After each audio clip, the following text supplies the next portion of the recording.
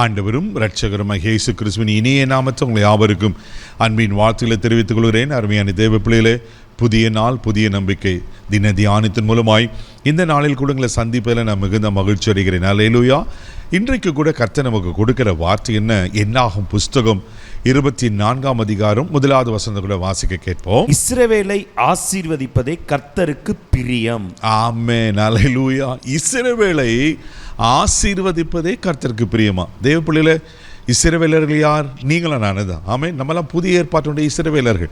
யார் ஆண்டவரை சொந்த இரட்சகராக, தெய்வமாக அவரை விசுவாசிக்கிறாங்களோ, ஏற்றுக்கொண்டாங்களோ அத்தனை பேரும் இஸ்ரவேலராக இருக்கிறாங்க. நாமே இஸ்ரவேல் ஆக்சுவலாக யாக்கோப்பு தான் ஆண்டவர் இஸ்ரவேல் என்று சொல்லுகிறார்.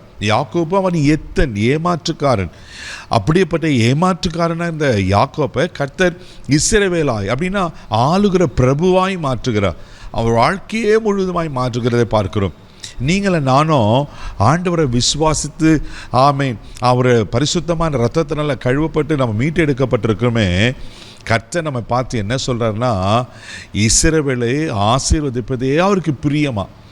ஆண்டவருக்குன்னு ஒரு ஆசை இருக்குன்னா, ஆண்டவர் ஆண்ட்ரூஸ் மேலே என்ன பிரியம் வச்சுக்கிறாருன்னா, ஆண்ட்ரூஸ் ஆசீர்வாதமாக இருக்கணும். அப்படின்னா நம்ம லாங்குவேஜில் சொல்லப்போனால் ஆண்ட்ரூஸ் நல்லா இருக்கணும், நாமே ஆண்ட்ரூஸ் சுகமாக இருக்கணும், 4 பேருக்கு முன்னாடி தலை நிமிர்ந்து இருக்கணும், எல்லாவற்றிலும் ஆமேன் எல்லாவற்றிலும் நல்லா இருக்கணும், சுகமாக ஆசீர்வாதமாக இருக்கணும்னு. தேவப்பிள்ளை, இது உண்மை, 100க்கு 100 உண்மை. இஸ்ரவேலை ஆசீர்வதிப்பதே கர்த்தருக்கு பிரியுமா? தேவப்பிள்ளையில் இது 100க்கு 100 உண்மை.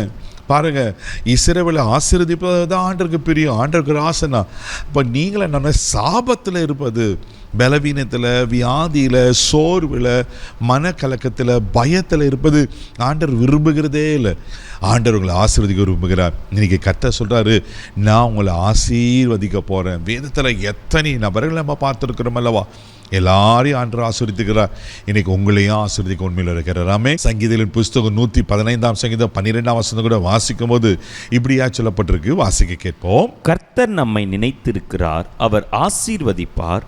இஸ்ரவேல் குடும்பத்தாரை ஆசீர்வதிப்பார், அவர் ஆரோன் குடும்பத்தாரை ஆசீர்வதிப்பார். பாருங்களேன், கர்த்தர் நம்மை நினைத்திருக்கிறார், அவர் உங்களை ஆசீர்வதிப்பார்.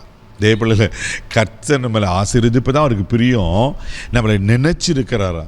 என் பிள்ளை இதை தேவைக்காக காத்துட்டு இருக்கிறான், என் பிள்ளை இந்த தேவைக்காக அங்கலாய்த்து கொண்டு இருக்கிறான், என் பிள்ளைக்கு நான் இது கொடுக்கணும் அப்படின்னு சொல்லி ஆண்டவர் என்ன பண்ணனா நம்ம மேலே நினைவாக இருக்கிறார். வசனம் அழகாக சொல்லப்பட்டிருக்கு, கர்த்தர் நம்மை நினைத்திருக்கிறார், அவர் நம்மளை ஆசீர்வதிப்பாராம். அவர் இஸ்ரவேல் குடும்பத்தார் ஆசீர்வதிப்பார், ஆரோன் குடும்பத்தார் ஆசீர்வதிப்பார்.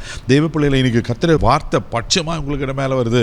அவர் உங்களை நினைச்சிருக்கிறார், அவர் நிச்சயமாக உங்களை ஆசீர்வதிப்பார், உங்கள் குடும்பத்தை ஆசீர்வதிப்பார்.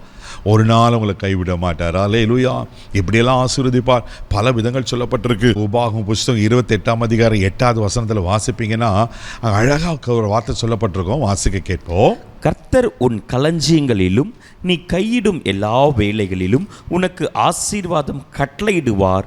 உன் தேவனாகிய கர்த்தர் உனக்கு கொடுக்கும் தேசத்திலே உன்னை ஆசீர்வதிப்பார். ஆண்டவர் எப்படி ஆசீர்வதிக்கிறார்? நம்ம களஞ்சியங்கள், நம்ம கையிட்டு செய்ய எல்லா வேலைகளிலும் உன் தேவனாகிய கர்த்தர் கொடுக்கும் தேசத்தில் உன்னை ஆசீர்வாதமாயிருப்பார். தேவ பிள்ளையில, கர்த்தர் உங்களை எல்லா விதத்திலும் உங்களை ஆசீர்வித்து உங்களை கனப்படுத்த உண்மையில் இருக்கிறார். நீங்கள் கையிட்டு செய்ய எல்லா வேலைகளும் என்ன, எதுக்கு பிரயாசப்பட்டு இருக்கிறீங்க, எதுக்கு எஃபோர்ட் எடுத்துட்டு இருக்கிறீங்க, படிப்பாக இருக்கலாம், வேலையாக இருக்கலாம், குழந்தை பாக்கியமாக இருக்கலாம், என்ன நன்மை, என்ன ஆசீர்வாதத்தை எதிர்பார்த்துக்கிறீங்க?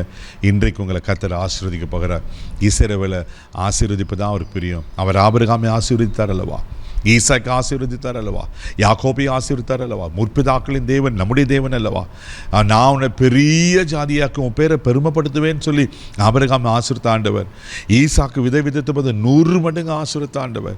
கோலும் கைமா அந்த யாக்கோப்பை 2 பரிவாரங்களை ஆசீர்வதித்த ஆண்டவர். உங்களை ஆசீர்வதிக்க மாட்டாரா? நிச்சயமாக உங்களை ஆசீர்வதிப்பார். கண்களை மூடி நம்ம ஜெபிக்கலாம். தகப்பனே, உமக்கு நன்றி சொல்லி துதிக்கிறோம், உம்மை ஸ்தோத்திரப்பா. இஸ்ரவேலை ஆசீர்வதிப்பதா உமக்கு பிரிய ஆண்டவரே. ஆண்டவரே, மக சோத்திர யார் என்னென்ன ஆசீர்வாதத்துக்காக ஏங்கி கொண்டிருக்காங்களே, இயேசுவின் நாமத்தில் நான் ஜெபம் பண்ணுறப்பா. இன்றைக்கு இப்பொழுது அற்புதங்களை காண செய்வீராக, எங்களை ஆசீர்வதிப்பீராக ஜெபிக்கிறப்பா. நன்மை கிருபை உண்டாகட்டும் அப்பா. மக ஸ்தோத்திரம், எங்களை நினைத்திருக்கிற கர்த்தர் இவர்கள் அப்படியே ஆசீர்வதிப்பீராக. இந்த நாள் முழுதும் கரம் பிடித்து நடத்தும் தெய்வீக பாதுகாப்பு ஒப்புக்கொடுக்கிறேன்.